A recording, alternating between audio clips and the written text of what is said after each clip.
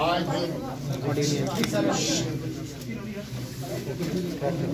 इस press conference में बुनियादी तौर पे 3 बड़ी कामयाबियों का जिक्र किया जाएगा जो कश्मीर की तरफ से अनंतनाग पुलिस और जम्मू की तरफ से जम्मू पुलिस और साथ में सांबा पुलिस ने जो मिलकर के काम किया है। मगर सबसे पहले मैं चाहूँगा कि एकदम ताज़ा जो ऑपरेशन जम्मू पुलिस ने किया है उसके बारे में आईजी साहब आपको ब्रीफ करें। जो बहुत बड़ी आईडी जो आज एक बहुत बड़ा खतरा जो जम्मू शहर में टला है उसके बारे में आईजी साहब जिक्र करें। बाकी 2 ऑपरेशंस का जिक्र मैं इसके बाद में करूंगा। आईजी जम्मू। पिछले 3-4 दिन से हम हाई अलर्ट पे थे। जनरल इंटेलिजेंस इनपुट्स थी कि पुलवामा ब्लास्ट की जो एनिवर्सरी है उसके मौके पे टेरर ग्रुप्स एक और बड़ा धमाका करना चाह रहे हैं और इस बार जो धमाका है वो जम्मू शहर में होना था। इस इंफॉर्मेशन की बुनियाद पे हर इम्पोर्टेंट लोकेशन पे हमारी हाई अलर्ट नाके को अलर्ट किया गया था और कल रात दौराने चेकिंग और गश्त हमने एक सुहेल नाम के लड़के को गिरफ्तार किया जो सस्पिशियस कंडीशन में वहाँ पे घूम रहा था। उसके हाथ में एक बैग थी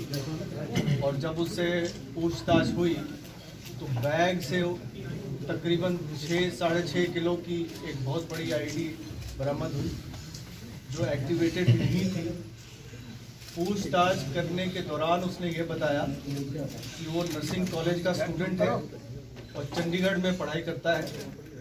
और उसको पाकिस्तान से अल बदर तंजीम के हुक्मरान के ज़रिए मैसेज आया था कि उसको यहाँ पे एक आईडी प्लेस करनी है और वो इस आईडी को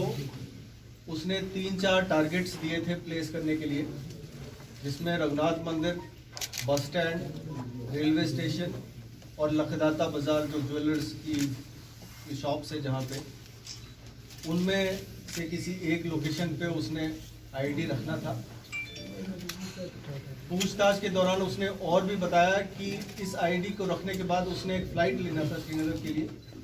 और फ्लाइट लेके श्रीनगर पहुंचना था जहां पे अथर शकील खान नाम का एक आदमी जो अलबदर तंजीम का ओवरग्राउंड वर्कर है, काफ़ी हाई रैंकिंग ओवरग्राउंड वर्कर है, उसने इसको रिसीव करना था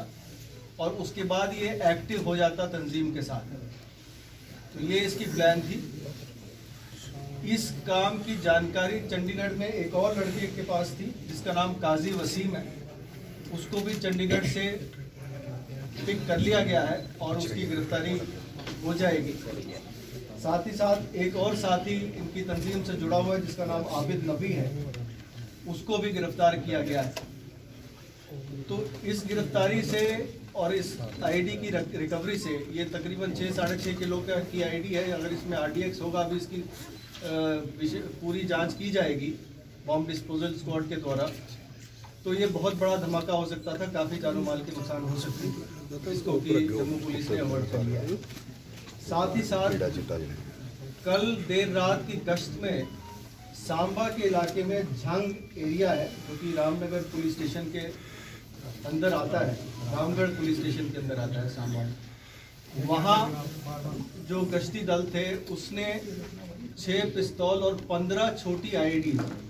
ये रिकवर किए। इसके अलावा जो है पिस्टल्स की एमिनिशंस है, इस पे तफ्तीश जारी है और इसके जो बैकवर्ड फॉरवर्ड लिंकेजेस पे हम काम कर रहे हैं। मैं इसके साथ ही जम्मू और सांबा पुलिस को कम्प्लीमेंट करते हुए और इनके सीनियर लीडर्स को कम्प्लीमेंट करते हुए बाकी 2 इम्पोर्टेंट ऑपरेशन की जानकारी आपको देना चाहता हूँ। आपको याद होगा कि पाकिस्तान स्पॉन्सर्ड जो टेररिज्म है उसको वो नए चेहरे प्रदान करने की कोशिश में हमेशा रहते थे और पिछले कुछ अरसे में एक दो ग्रुप ऐसे नए फ्लोट किए गए जिनके जरिए से जैश-ए-मोहम्मद जो कि पाकिस्तान का टेररिस्ट आउटफिट है, लश्कर-ए-तौबा जो कि पाकिस्तान का टेररिस्ट आउटफिट है, वहां की सरजमीन से काम करता है, उस आउटफिट को लोकल कश्मीरी नाम देने के लिए इनकी की हुई आतंकी कार्रवाइयों को, दहशतवादी की कार्रवाइयों को लोकल नाम देने के लिए जहां पर नए आउटफिट जो है वो खड़े किए गए, उसमें टीआरएफ के नाम से एक आउटफिट आया, द रेजिस्टेंस फ्रंट, जो लश्कर-ए-तौबा का एक फ्रंट है, लोकल नाम है। जितनी कार्रवाइयां लश्कर-ए-तौबा पिछले अरसे से कर रहा है वो वो टीआरएफ के नाम पे जहां पर वो की जाती है। उसके अलावा जैश-ए-मोहम्मद जो दूसरा ड्रेडेड टेररिस्ट आउटफिट है पाकिस्तान का, उन्होंने नए जहां पर ग्रुप खड़े करने की कोशिश की, जिसमें एक ग्रुप हाल ही में अगस्त 20 से एक्टिव हुआ लश्कर-ए-मुस्तफा के नाम से। इनकी ट्रैकिंग कश्मीर की तरफ से काफ़ी लंबे अरसे से दोनों नए खड़े हुए ग्रुप्स की लीडरशिप की जा रही थी, और कश्मीर की पुलिस, खासतौर पे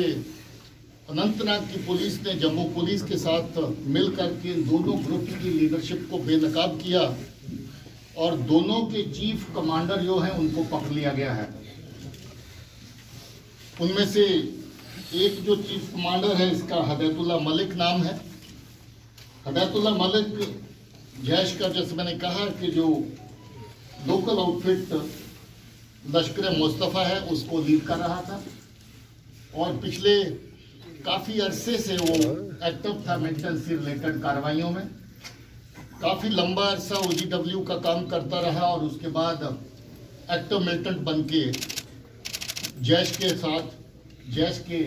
डायरेक्शन के ऊपर उसने नया एक आउटफिट तैयार किया। वो आउटफिट तैयार करने के बाद साउथ कश्मीर के एरिया में आतंकी कार्रवाइयाँ अलग अलग तरह की करता रहा, और अभी इस ताक में था कि जम्मू के इस एरिया के अंदर अपना हाइड आउट, अपना अड्डा तैयार किया जाए, ताकि आतंकी कार्रवाइयाँ कश्मीर के साथ साथ जम्मू के एरिया में भी की जा सके। और उसके अलावा पाकिस्तान से जो हथियार अलग अलग जरिए से आते हैं, चाहे वो बॉर्डर से किसी मिलिटेंट्स के थ्रू आए, जो टनल्स खोदी गई उसके थ्रू भेजे, या फिर ड्रोन्स के जरिए से जो वेपन फेंके जाते थे उनको रिसीव करने का एक नेटवर्क जहां पर बनाया जाए, और फिर उनको ट्रांसपोर्ट करके कश्मीर भी भेजा जाए। इसके साथ इसने एक और नेटवर्क खड़ा किया था, जो पंजाब के साथ मिलके जो इसके साथी हैं उनके जरिए से बिहार से वेपन मंगवाने का नेटवर्क खड़ा किया था, और बिहार से अभी तक 7 से ज़्यादा